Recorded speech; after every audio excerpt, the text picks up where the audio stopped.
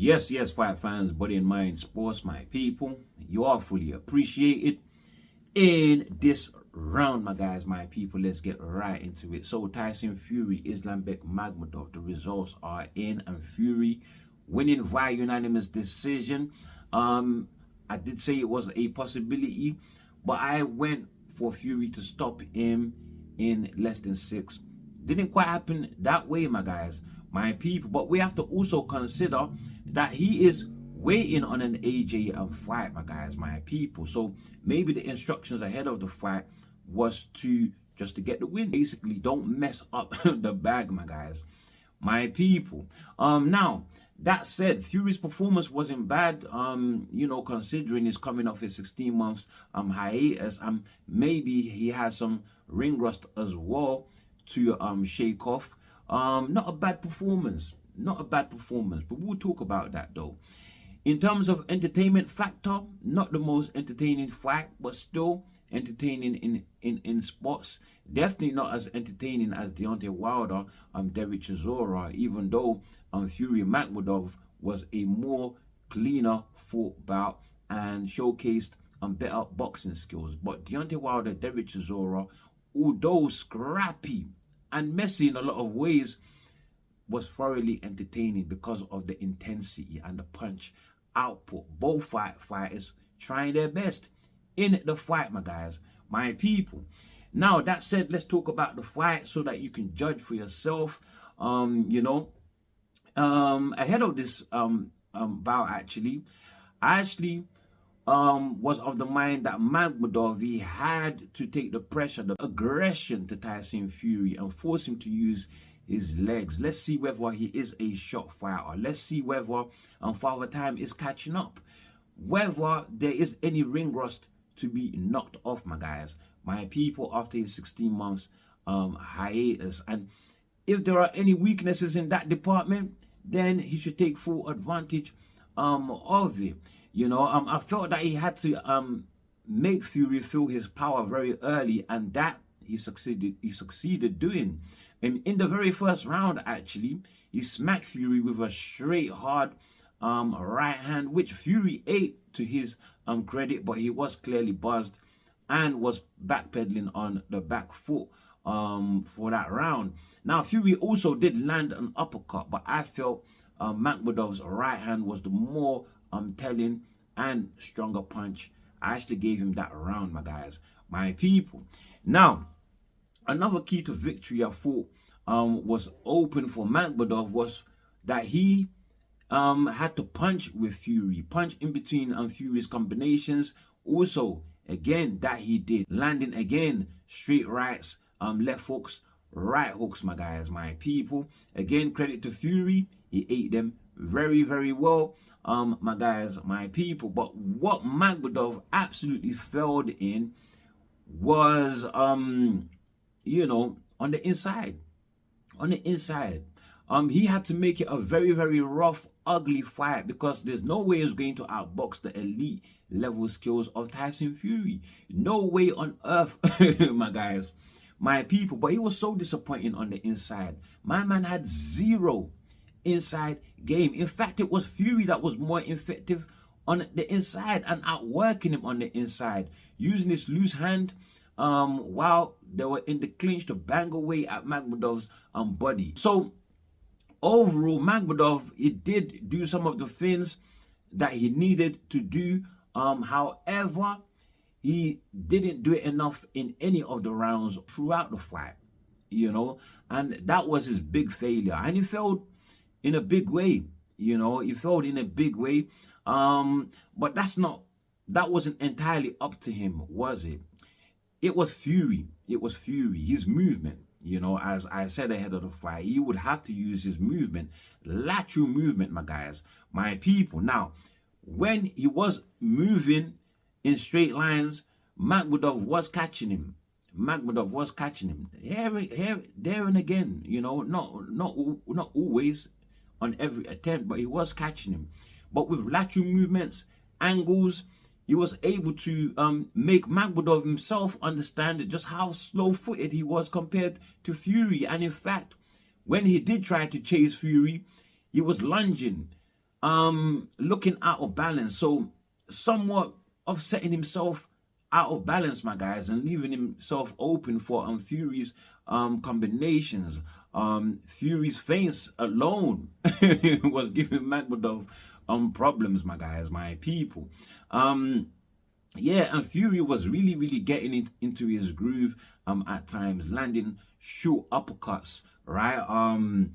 Landing hooks, straight rights. He was really having fun in there at times. You know, his only issue was that when he's throwing his combinations, sometimes Makhmudov would counter in between those punches and he would get hit.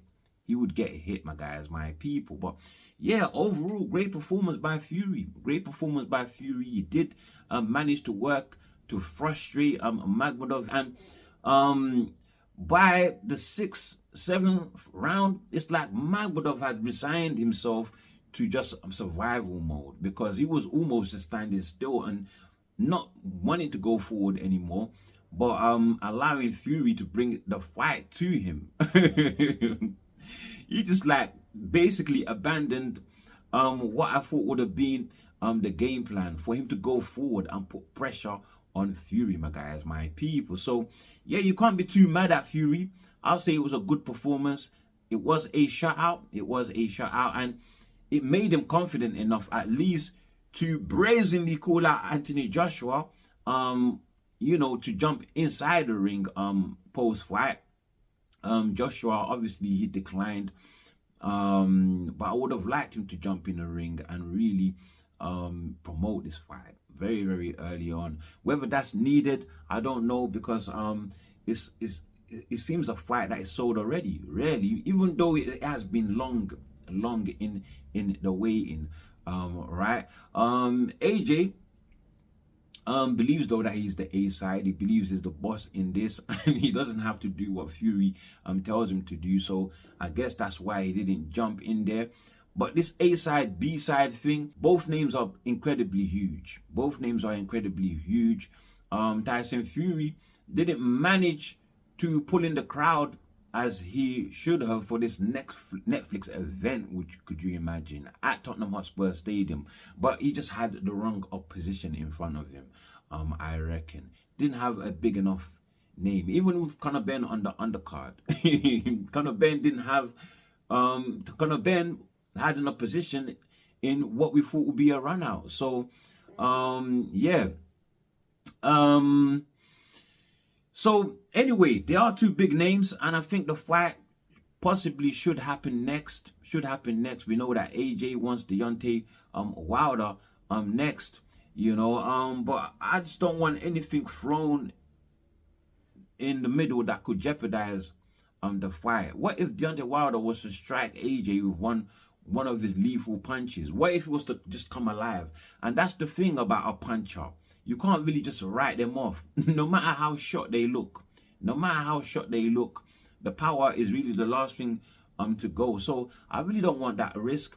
Fury is afraid of that risk as well, because he wants to make the AJ fight. He says he has to get the AJ fight next, right? Or he's calling it. He's going back into retirement, my guys, my people. Kind of contradicted himself, didn't he? Because he did say that regardless whether he gets the AJ fight or not, he wants 3 more fights this year, my guys, my people. Fury, it's like you don't know whether he's coming or going, is it? But at least we know he wants to fight. He's trying to use the fact that AJ didn't jump in the ring with him to signify that AJ is shook. AJ ain't shook. AJ gave him exactly the same stare, that look, that possessed look that he had in his eyes when him and, you know, Deontay Wilder bumped into each other at Wilder and Chisora fight, right? So yeah, AJ wants this fight, is definitely ready, but he just wants a fight in the interim. Of course Eddie Hearn wants that as well. I'll say, let's get it, my guys, my people. Whichever way it goes, AJ, do not mess up the bag. Do not mess up the bag, my guys, my people. Now, should we talk about it? The controversial fight, right? Regis Prograis versus Conor Ben, or should I say Conor Ben versus Regis Prograis. One thing I want to say, Regis, he did sort of surprise me. He made it to the finish. But I would have to say though that I did give Conor Ben every single round. I couldn't see a round that Regis Prograis actually won. However, he showed us that he's still a durable fighter. He's not chinny, all right. It still has some pop. Regis Prograis, let me just make it clear that, you know, in all of his losses, 3 losses he's had in his career, right? Josh Taylor, well, 4 now. Josh Taylor, Jack Catterall, Devin the Dream Haney, and now Conor Ben. And he's never been stopped. And he's been a problem in every one of those fights, except from in the Devin Haney fight. Right? Remember, him and Josh Taylor went to hell and back in that fight. And him and Catterall, he dropped Catterall in that fight. Even though he got dropped, I think, twice in the fight, but he dropped Catterall first in the fight, right? It was only the Devin the Dream Haney fight that was, I would say, was just non-competitive. You know, in the Conor fight, in the first half, I would say the first 4 or 5 rounds, he was competitive. He was getting it in. You know, although it was very clear that his legs are short. But he was using his experience to survive in there. Not only survive, but make it a competitive first 4 rounds. What he was doing was that he was waiting for Conor to bring the fight to him. And when that would happen, he would use his head movement, you know, and was scoring shots of his own, albeit he was not winning. He was not winning. But he did land a good hard left in, I believe, the 4th or the 6th round. That definitely caught the attention of Conor and buzzed him. And, you know, at some point in the fight, Conor was cut over the right brow, and then at another point he got cut over the other brow. Right, so he made it quite difficult in there enough for Conor to think about things, right? But I rate Conor. I gotta give him credit. He did adjust, didn't he? He did adjust. And instead of headhunting and just relying on his speed, his youth, and his faster pace, right? He switched it up and started going to the body, mixing it up both body and head, my guys, my people. And that's when things started to open up, and you could see the separation, you know, between the 2 fighters from there. Yeah, I kind of made it an easier fight that way. But Regis Prograis, man, he ate so many shots, especially those body shots, you know, for him to have survived the distance, possibly the extra 10 pounds coming from 140 to 150 pounds, maybe did him some good to conserve some of that energy, my guys, my people, be a stronger fighter, because he hasn't had to deplete himself as much as he would have been doing in his previous fights, right?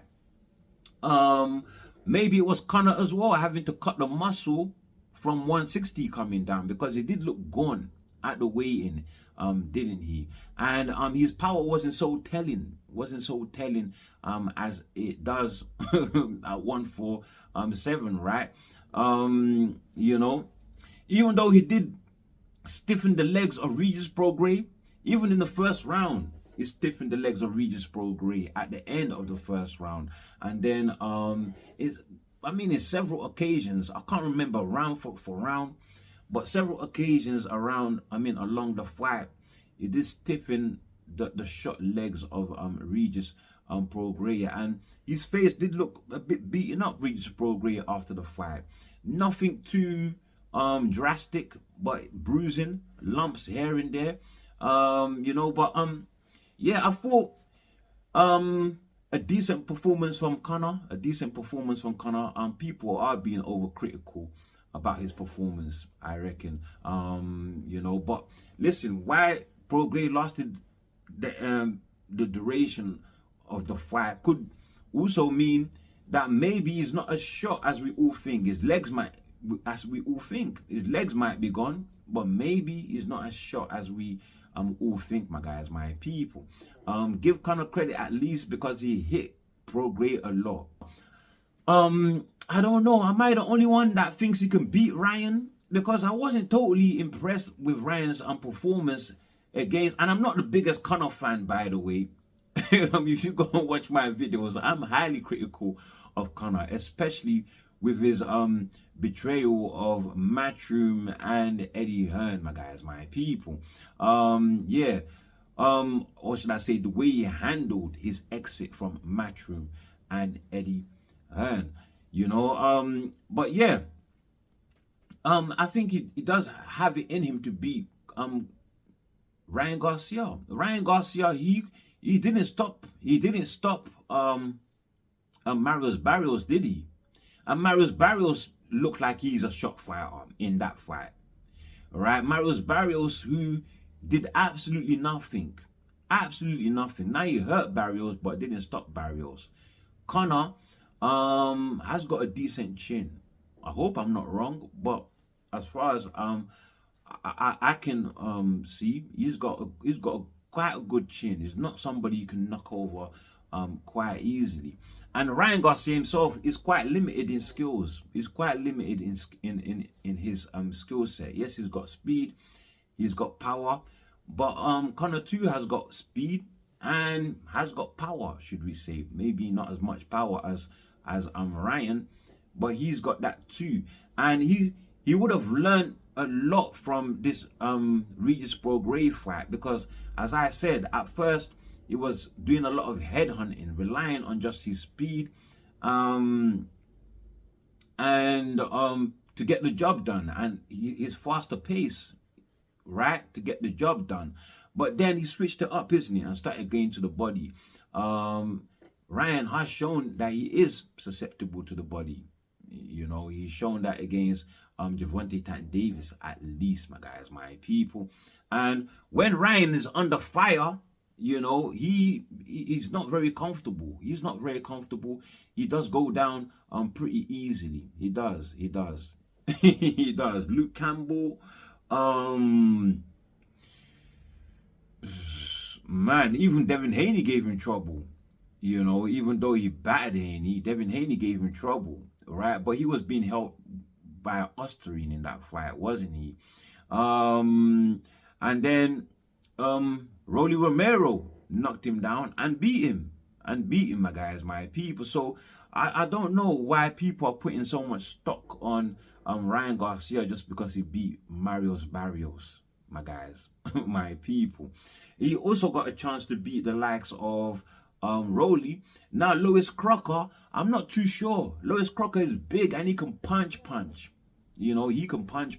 So yeah, I don't know about Lewis Crocker. I think we could be underestimating Lewis Crocker.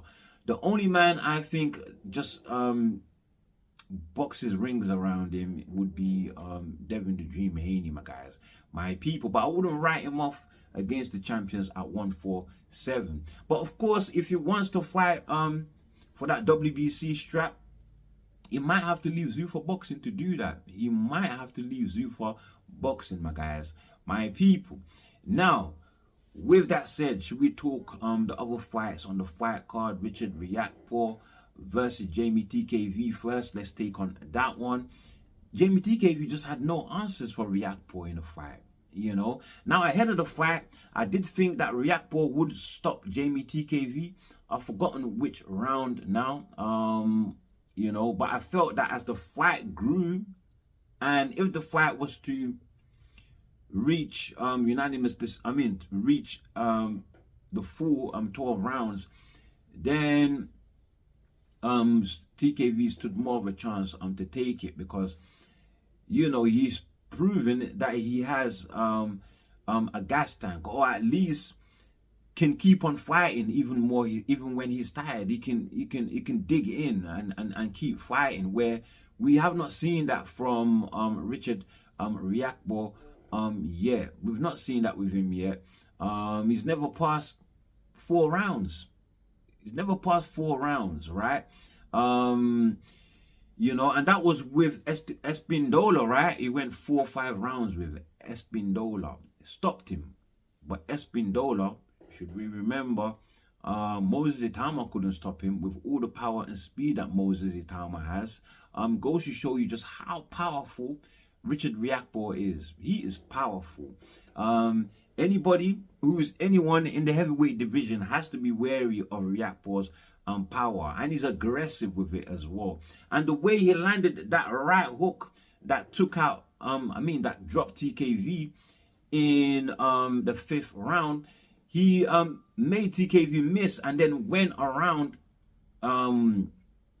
He sort of curved that hook and smacked him on the side of the ears, right? Went down straight away. TKV didn't know what hit him. Now TKV, he did recover quite quickly. He got up, you know, so I'll give him credit for that. But Riakporhe was just too aggressive, too fast for him.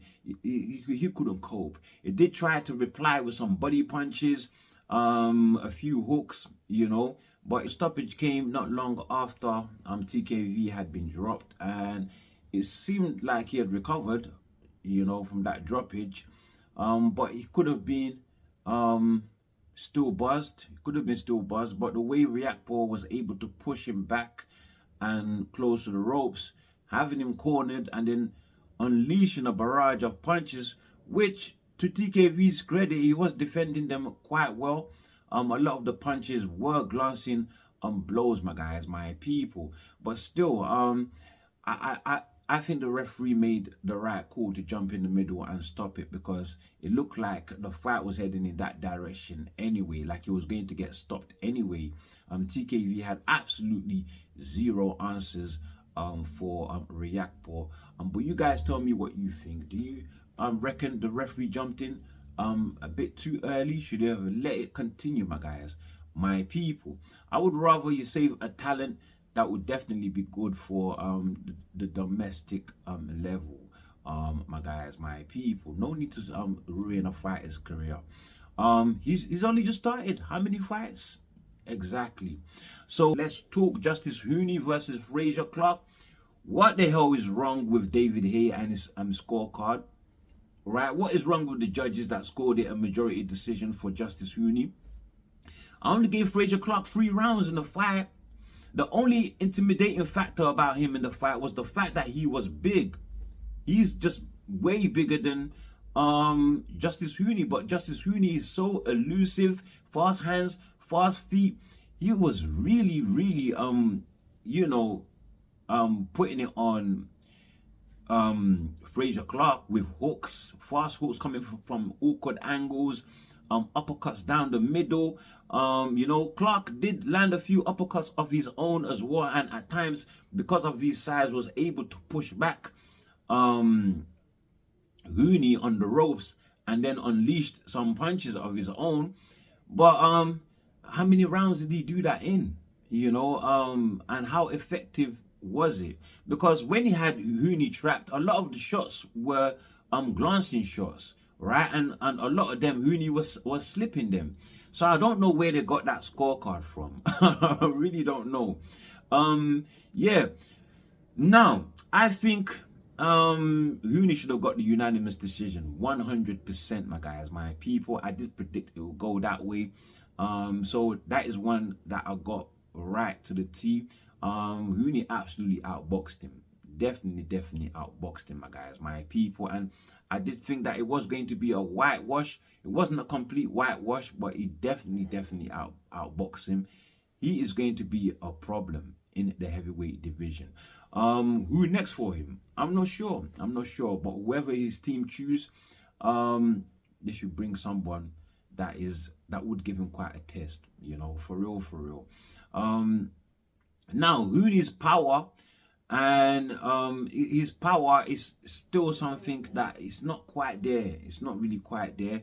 You know, his chin, he took the shots from Fraser Clark pretty well.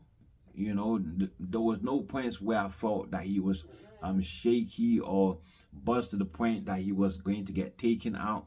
But let's see what's they're gonna offer us with Huni next, my guys, my people. But with that said, listen, I think I'm starting to ramble a little bit now.